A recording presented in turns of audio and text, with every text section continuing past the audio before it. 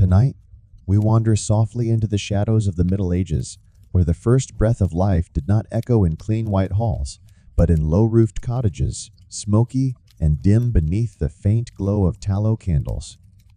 I am Silas Whitmore, your companion through the quieter corridors of history, here to guide you into a life few would dare endure even for a single day, the life of a medieval midwife. She was the village's fragile guardian of beginnings, a figure both trusted and feared, cradling bundles of herbs, whispered prayers, and a burden far heavier than her own frail frame could bear. In her hands lay the most uncertain of promises to bring a mother and her child through the storm of birth in a time when disease floated in every draft. Superstition, bound tighter than science, and childbirth was as close to death as it was to life. It is not a life of soft lullabies and gentle swaddling. It is a life of rushing footsteps on muddy paths, in the dead of night, of trembling hands, tying cord by the light of a single flame, of murmured charms spoken to ease fear as much as pain. Each birth is a battle not against time, but against the thin line that divides the living from the departed. And more often than not, the midwife herself must face blame when that line is crossed. So draw the blanket close, feel the hum of the night settle around you, and drift into the distant past with me. If this journey stirs something in you, leave a 1 in the comments. And if it does not, well, kindly press the like button anyway. Now let us step into a single day a day most would never survive beside the quiet, steady hands of a woman who ushered life into a world that offered so little mercy in return. Before the sun dares to rise, the village murmurs in its sleep. A cock crows once somewhere far off beyond the hedge, its cry swallowed by a heavy mist that hangs over the fields. The cottages crouch low beneath their thatched roofs, their chimneys breathing faint streams of smoke into the gray dawn. In one of these cottages at the edge of a muddy lane, you wake to the hollow chill of a room where the hearth has gone out.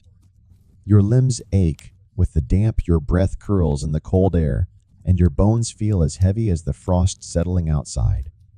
You are the midwife. Not by desire, not by dream, but because someone must be. Years ago, when your hands were still soft, an older woman guided them through their first terrifying task, catching the slick, wriggling weight of a newborn as the mother screamed and prayed in equal measure. You whispered St. Margaret's name as the child let out its first thin wail, and from that night on, the calling was yours.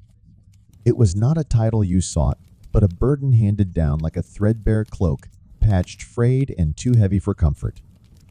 Your tools fit into a small satchel, yet each carries more weight than its size suggests. A pouch of dried herbs mugwort for easing pain, rosemary to chase away unseen spirits, and a bitter black root you hope never to use for its taste lingers like rust on the tongue. A length of rough cord boiled once over a wavering fire. A small curved blade wrapped carefully in linen, its edge worn but loyal. And your hands cracked by cold, roughened by years trembling, when idle but steady, when the labor cries begin to fill the night. The village trusts you, though not without unease. They bring their daughters to your care, and yet when a life slips through your grasp, their glances grow sharp, their whispers quick. To some, you are blessed a healer, a servant of God's mercy. To others, you are a hedge witch, a keeper of secrets, a woman who treads too close to shadows. They thank you with a loaf of coarse bread, a jug of ale, or a rag of cloth. But they also cross themselves when you pass, as if your work stains more than your apron. And still, when the bell clangs from the far end of the lane, a soft, desperate call for help, you do not hesitate. You draw your cloak tighter step into the wet morning and walk. There is no rest for the midwife, only the next doorway, the next mother, and the next fragile life to usher into a world that greets it first with cold air, then with the sound of weeping, and always with the shadow of silence lingering near. The midwife's satchel is never heavy, yet it carries the weight of a life balanced on the edge of fate. It is not filled with silver instruments or gleaming tools. Such things belong to the rare physicians who tend to nobles in their stone chambers. Yours is simpler earthbound, and rooted in the knowledge passed quietly from one pair of hands to another, from one dim cottage to the next. First, there are the herbs, bundled in twine, their scents rising like whispers from the soil.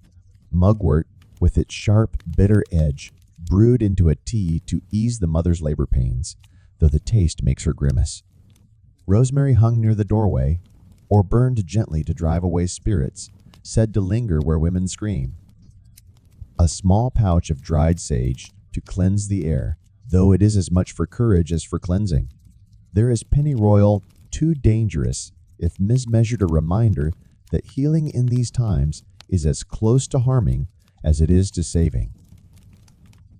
Beside the herbs rests a short coil of linen cord, boiled once over a smoky fire and wrapped carefully so no dirt will cling.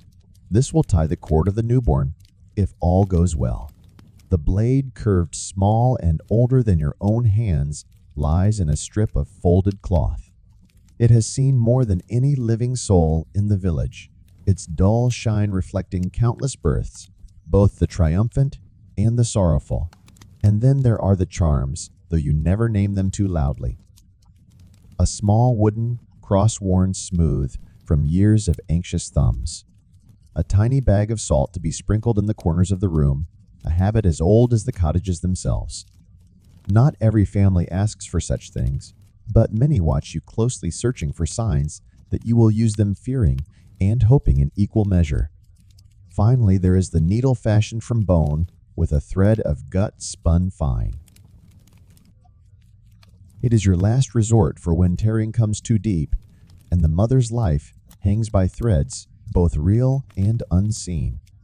You have used it rarely, and each time the air in the room turns so still that even the hearth fire seems to hold its breath. These are not treasures, nor are they certain instruments of salvation. They are like you, simple and worn. They do not promise safety, only a fighting chance. And when the satchel closes, the faint mingling scents of rosemary and smoke follow you into the cold, the quiet perfume of the only hope these women know. It is well past midnight when the knock comes faint, but hurried on the rough wooden door. Outside, the wind moves through the hedges with a low, restless hum, and the thatch above creaks like a tired old spine.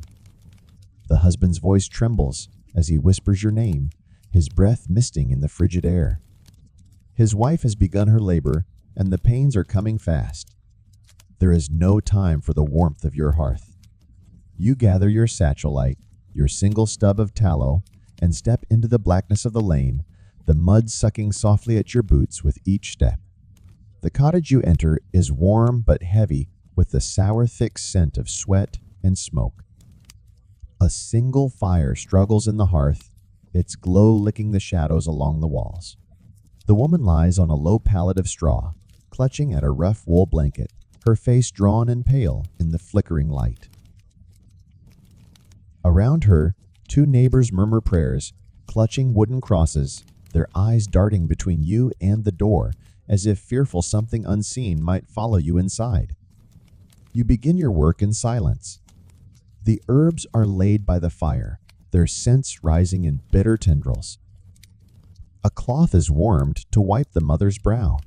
You whisper words, not all of them prayers, as your hands move with the slow certainty that comes from knowing panic is more dangerous than pain. Each cry she lets out feels like it could crack the beams above, yet you murmur softly, as if your calm might stitch the room together. There is no clean linen to spare, no sterilized water, no learned surgeon to step in if the labor turns. Only the rhythm of breath, the push and pause, the ache of hours stretching long.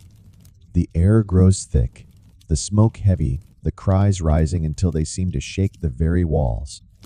The neighbors clutch their charms tighter. Someone mutters about spirits. Someone else touches the salt at the corners. At last, the child's cry splits the air, thin, sharp, almost startling in the quiet that follows. The mother slumps her body, spent her breath ragged yet alive. You tie the cord with your boiled thread, wipe the child's face with the warmed cloth, and hold it close until the small, frantic sobs soften into tiny breaths. For a moment, there is only the crackle of the fire and the faint, new sound of life. You do not smile. You simply nod once quietly and place the child into the trembling arms of its mother, while outside the wind still murmurs as it always has. There is no clean vial of laudanum waiting on the shelf. No careful hand with a glass syringe. For the women who labor in these dim, smoky rooms, there is only pain, vast title, unrelenting, and the few small tricks the midwife carries to ease it, though none can truly erase it. Pain here is not an enemy to be vanquished, but a trial to be endured. The midwife stirs a steaming cup of mugwort tea, its scent sharp and bitter, and holds it to the laboring woman's lips. The taste makes her gag, but she swallows because there is no choice. Pennyroyal leaves, crushed to release their acrid oil, are rubbed gently along her wrists, a gesture more ritual than cure. And near the hearth, a small bundle of rosemary smolders, its smoke rising in pale coils, meant to keep away whatever unseen spirits might be drawn to the sound of a mother's screams. The rest is prayer muttered or chanted depending on the family's customs. Some call on St. Margaret or St. Bridget, whispering for mercy. Others clutch at charms, wooden crosses, pouches of salt, or coins tied into the corners of the birthing blanket, as if their weight could anchor life in a body that threatens to let go. The midwife herself whispers words, not all of them sacred, some older than the church's blessings, inherited from women whose names were never written down.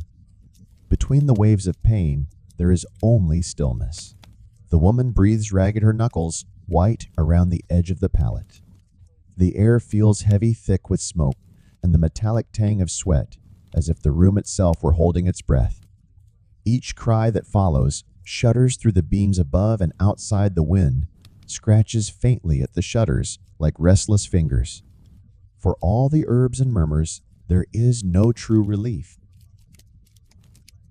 Some midwives, when the pain grows unbearable, will urge the woman to grip a smooth wooden stick and bite down hard, not for comfort, but so her teeth do not shatter from the force of her own clenching jaw. Others place a cold, damp cloth across her brow, a token against fever and faintness. Most of all, they simply stay whispering steady words, while their hands move with a practiced patience, as though calm itself were the only medicine worth offering. And sometimes, despite everything, the pain becomes too much, and the body falters. When that happens, the prayers grow louder, the charms are gripped tighter, and every eye in the room turns silently to the midwife, as if she alone can bargain with the thin line between the living and the gone. In the quiet moments after the baby's cry has faded into softer breaths, the room does not relax. It holds its tension like a bowstring, because everyone knows that birth is not finished simply because a child has arrived. In the Middle Ages, childbirth is not a single ordeal, but a gauntlet one that can claim the mother, the infant, or both hours or even days after the labor itself has ended. For the mother, the dangers are many, and they linger like shadows long after the midwife has tied the cord and wiped the sweat from her brow. Fever is the most feared, creeping in days later as the body weakens. The villagers do not know the word infection, but they see its signs, the shivering, the sheet, the dull, glassy eyes that turn skyward. Some whisper of curses, others of bad spirits, but the midwife knows it as something that claims far too many women before the next moon. Bleeding, too, is a silent killer. The midwife presses her palms to the woman's belly, whispers old words, and ties cloths as tightly as she dares, praying the flow will slow. There are herbs she reaches for shepherd's purse, crushed into a bitter draught, but often all she can do is hold the mother's hand and wait, hoping the body still has strength enough to heal itself. The infant's hold on life is no stronger. A babe born blue and still must be rubbed, briskly dipped in warm water if there is enough to spare and prayed over. If the breath does not come, the priest will be called for a rushed baptism before the tiny chest falls still forever. Even those who draw their first breath are not safe. Cold air, poor milk, or a single winter cough can carry them away within days. The midwife walks this line each time, and she knows too well what it costs. She has held mothers as their bodies slackened their lips, murmuring final prayers. She has buried more infants than she dares count, each wrapped in a scrap of linen laid in the earth behind the churchyard. For each life saved, there are others that slip quietly away, leaving behind only silence and the heavy looks of families who search her face as though she could have done more. When she leaves a home, sometimes with her satchel lighter, sometimes heavier with grief, she never looks back. The lane stretches ahead, dark and damp, and the wind whispers in the hedges. She has learned not to linger, because in this world, every birth carries the weight of death, walking close behind. In the still hours before dawn, when the smoke from the hearth lingers low and the wind presses softly against the shutters, you sometimes wonder which weighs heavier, the cries of the mothers you have helped or the whispers that follow you when their voices fall silent. For in the eyes of the church, the midwife's work, though necessary, is never free from suspicion. Priests preach that birth is a sacred mystery, one meant to be overseen by the will of God alone. Yet here you are with your pouch of herbs and your murmured words, stepping into the space between life and death where no priest dares to linger. To the villagers, you are a savior when the mother and child rise from the ordeal whole. But to the church, your hands steady and skilled, though they are seen to meddle where divine judgment should hold sway. The murmurs grow worst when things go wrong. A mother's fever that takes her 3 nights later. A child born still its tiny form, wrapped in linen before the sun even rises. When grief grips the family, some turn inward and pray. Others, however, turn outward to you. The old women in the square mutter that you used the wrong charm.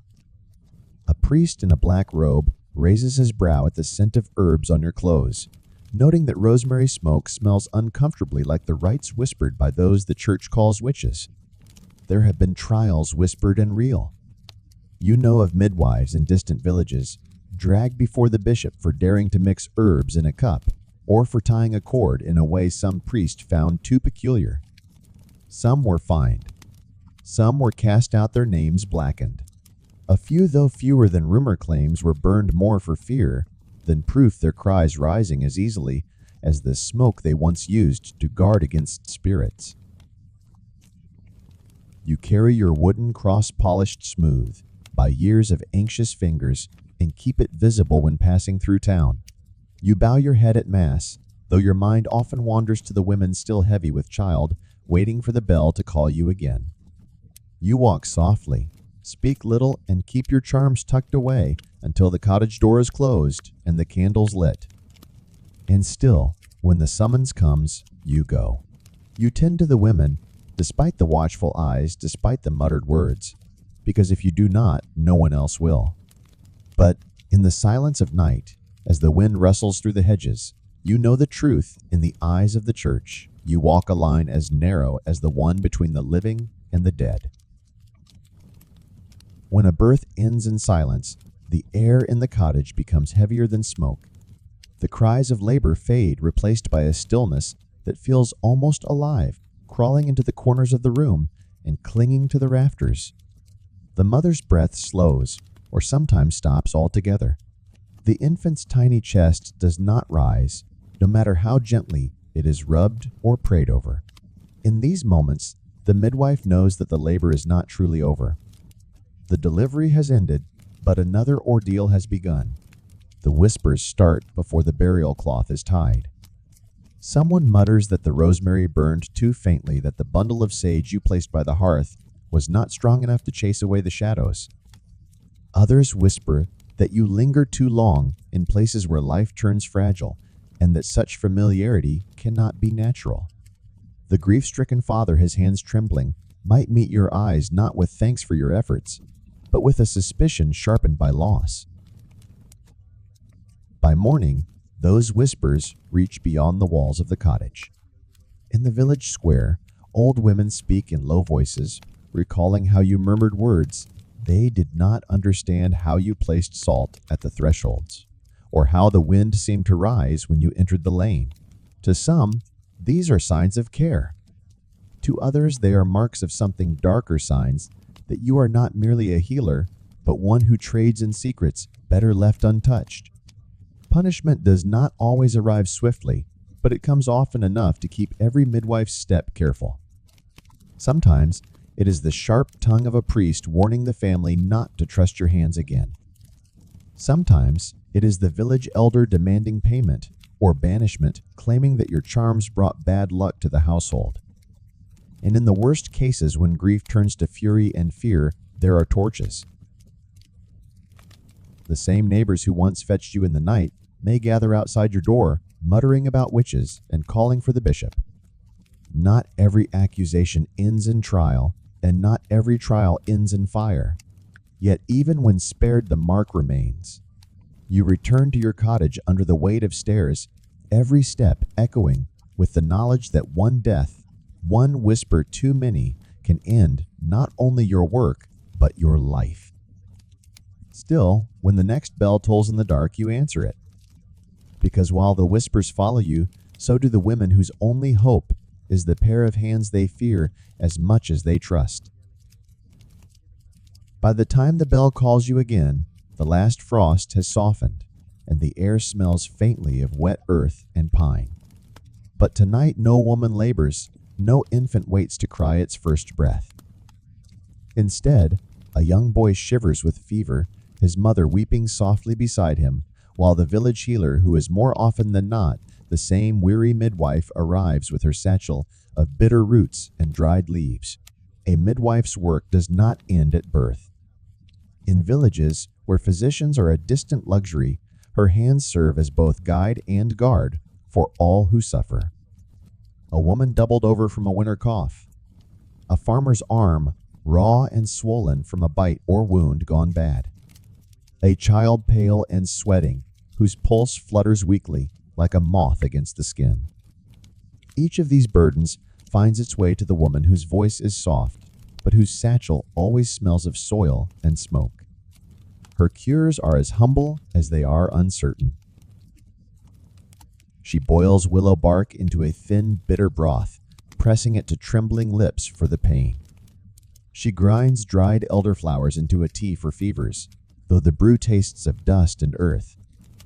She mixes honey with garlic for infections, stirring slowly while murmuring that the sweetness will carry the medicine where prayers alone may fail. For wounds, she packs crushed yarrow into the flesh, binding it with rags torn from her own garments. And when the illness lingers beyond her reach, she burns rosemary at the threshold and whispers charms not because she believes they hold power, but because the families do, and belief itself can sometimes soothe a restless mind. Yet each remedy carries its shadow. Too much pennyroyal will stop a cough and a heart. Too little willow and the pain will rage until exhaustion claims its victim. She walks a narrow path every measure and pinch judged by memory, alone, for there are no scales, no inked pages to guide her, only the lessons murmured by the midwives before her, now long buried beneath the same earth that grows her herbs. And still she continues, because without her there is no one. The villagers will cross themselves when she passes in daylight, but at night they fetch her all the same. Her hands, steeped in the scent of rosemary and smoke, tend to wounds, fevers, and broken bodies long after the birthing cries have faded. The cradle may be her first calling, but every death she delays beyond it is a small victory, quiet, unseen, and seldom thanked. Behind the cottage door, once it is latched and the candles are lit, the birthing room becomes a world apart. Its walls hold whispers and customs, that rarely escape beyond the threshold for what happens within, is as much a ritual as it is a labor. The midwife knows every motion, every murmur, not only for the sake of the mother, but to satisfy the invisible weight of tradition that presses on each birth. The room itself is shaped by superstition as much as need. The hearth is kept burning not only to fight the damp chill, but because a cold fire is said to invite wandering spirits who slip through cracks when mothers scream. A bowl of clean water is placed by the window, not for drinking, but to lure away those same spirits as though they might see their reflection and leave satisfied. Salt is scattered across the threshold, and beneath the bed, each grain a silent guard against ill fortune. The midwife's voice is low as she guides the mother's breathing, but between contractions, she murmurs phrases that are older than any priest's Latin. Some are prayers to saints asking for mercy. Others are words passed down by women who never learned to read, but understood the strange solace of rhythm and sound.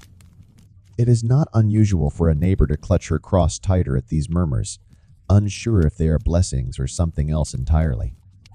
There are acts the midwife avoids as carefully as she performs the rituals. The father is rarely allowed inside. It is said a man's presence can sour the birth and bring weakness to the child.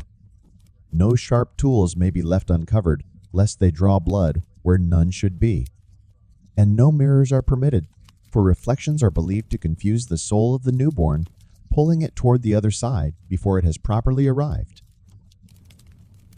When the child finally draws breath, and the room exhales with it, the rituals do not end. The midwife dips her fingers in the waiting bowl of water and traces a small cross on the child's forehead, even when no priest is present, a quiet hedge against the uncertain night ahead. The mother is handed a strip of rosemary to hold as she rests, not for its healing, but for luck, because luck more than herbs or skill feels like the one ally every birth truly needs. Outside, the wind hums against the shutters, but the door stays closed. What has passed inside will not be spoken of loudly in the daylight. These moments, bound by whispered words and grains of salt, belong to the dim hours when life itself feels thin and easily unsettled.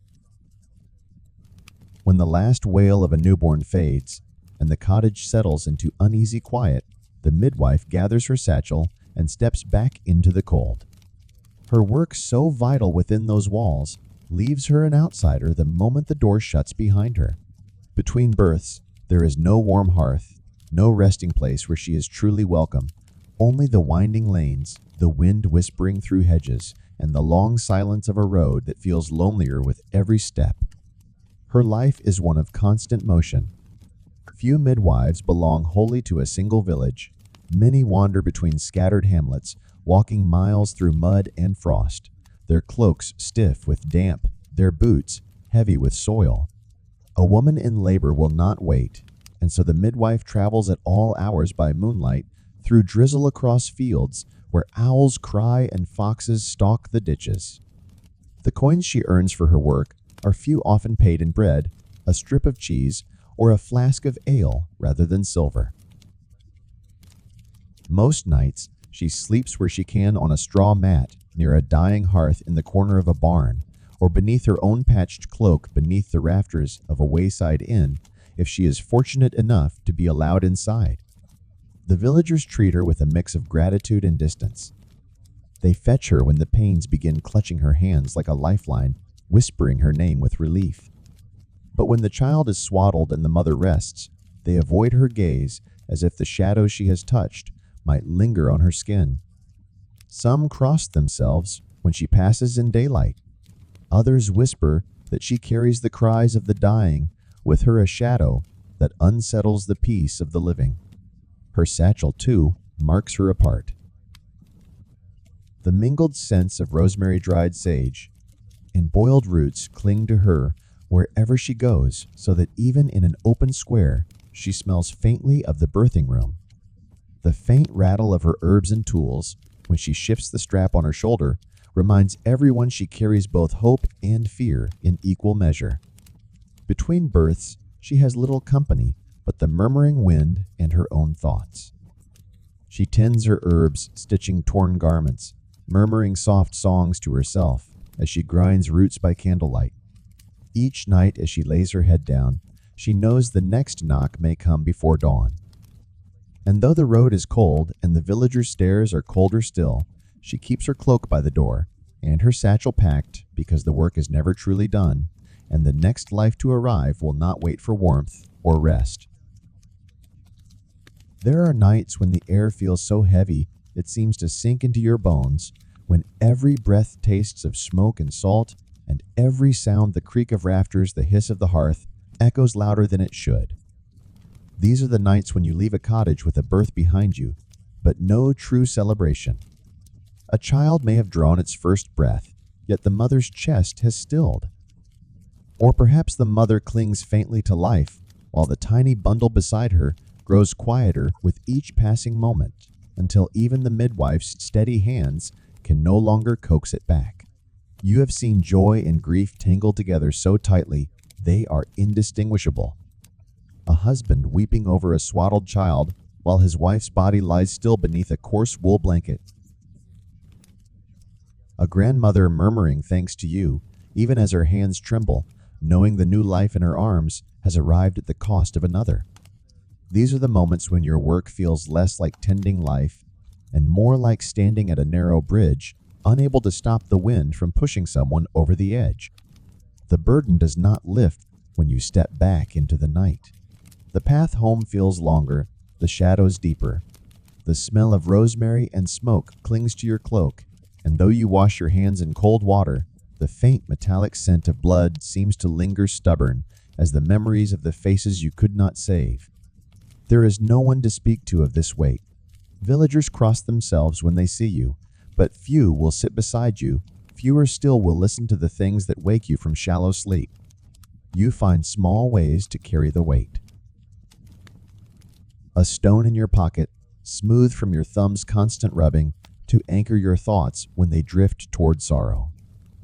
A habit of whispering names into the wind when you pass the hedges, so the dead do not feel entirely abandoned. And when the grief grows too sharp, you kneel beside your small wooden cross and pray not for forgiveness, for there is no sin in what you do, but for quiet, so the cries you have heard will soften enough to let you rest. Yet each time the bell rings again, you answer. The grief does not keep you from walking into the next cottage, from placing your satchel by the hearth and your hands upon another woman's trembling frame. You carry the weight because there is no other choice, and because somewhere in the flicker of the next candle, there may yet be another first cry to cut through the silence. There is a reason no girl dreams of becoming a midwife, no matter how many births she has watched from the corner of a smoky room. It is not a trade learned out of ambition, but one inherited out of need. The path does not call. It presses down quietly and firmly until the woman it settles on has no choice but to carry it. The dangers alone are enough to sour any dream. Illness clings to the work blood, sweat and fevers that spread without warning.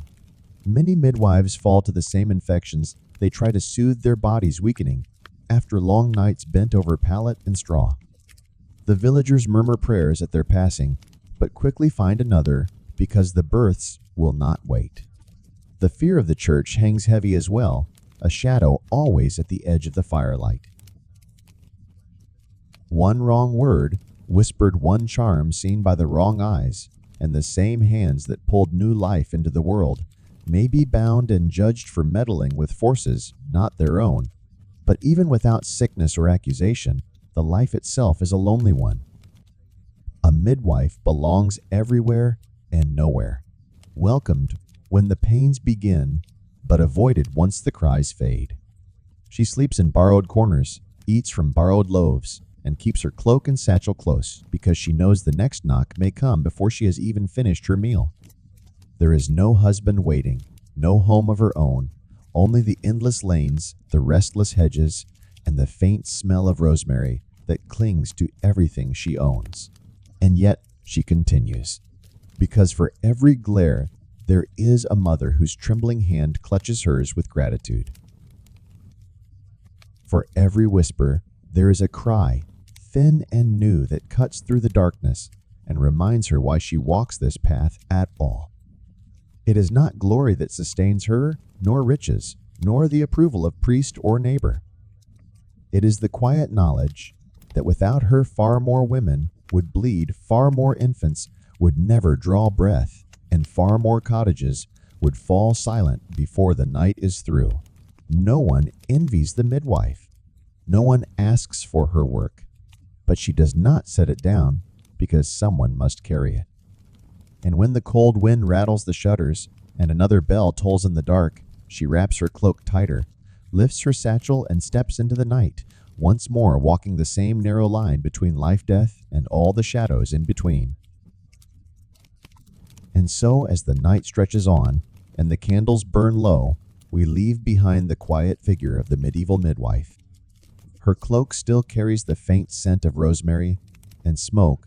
Her hands still remember the weight of infants born crying or silent, and her eyes hold the heavy shadows of lives saved and lives lost. She is neither heroine nor villain in her own time, only a weary figure walking the narrow path between birth and burial, between gratitude and suspicion, between the living and the dead. Few would wish to take her place, and fewer still could endure it. Yet without her, countless cottages would be colder, quieter, and far more still by dawn. Her satchel of herbs, her murmured charms, and her unsteady but steadfast hands are all that stand between many families and the endless silence that so easily claims the weak in this age. She carries her burden not for glory, not for wealth, but because someone must. As you lay down your head tonight, perhaps spare a thought for her, the woman who trudged through mud and mist, who bore the whispers of her neighbors and the weight of every cry and every still breath she encountered. Without names in the chronicles, without monuments or songs, she remains one of history's quiet sentinels guarding life in a world that offered so little mercy. Rest now, traveler, knowing her story has drifted softly to its close. I am Silas Whitmore, and I wish you a calm, unbroken sleep. And if you found comfort in this quiet walk through the past, leave a 1 in the comments. If not, well, kindly press like all the same. Good night.